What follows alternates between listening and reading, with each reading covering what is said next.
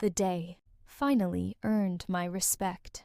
I never thought I'd see the day where I'd actually enjoy a beer with a guy who wears linen pants and talks about his chakras. When my daughter, Maya, brought home Leo, I figured he was just a phase.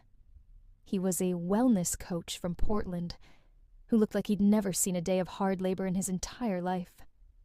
I, on the other hand, have spent 30 years, 30 long years, working construction in the Jersey heat.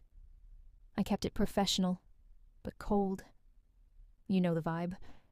Short answers, lots of humming, and keeping my eyes glued to the game. If he asked about my day, I'd give him a fine and go back to my chips. He just took it in stride, smiling with this annoying, calm energy. Everything changed last Sunday.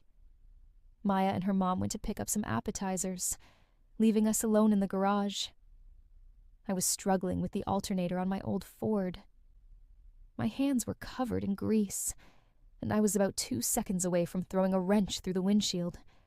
Leo walks over, doesn't say a word, and just watches.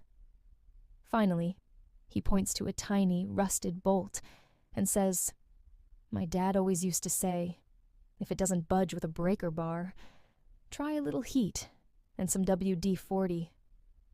I stared at him. "Your dad?" He laughs and says, "Yeah.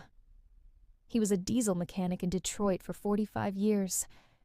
I grew up under a chassis before I decided I liked meditation more than motor oil."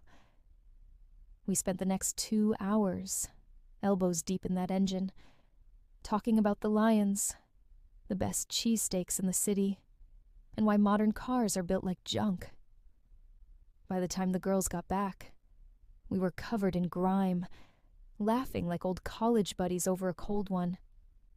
I realized Leo wasn't some soft city kid. He was just a guy who knew how to find his own peace. He's not just Maya's boyfriend anymore. He's family. And honestly, I'm glad she found someone who can handle a wrench, and me.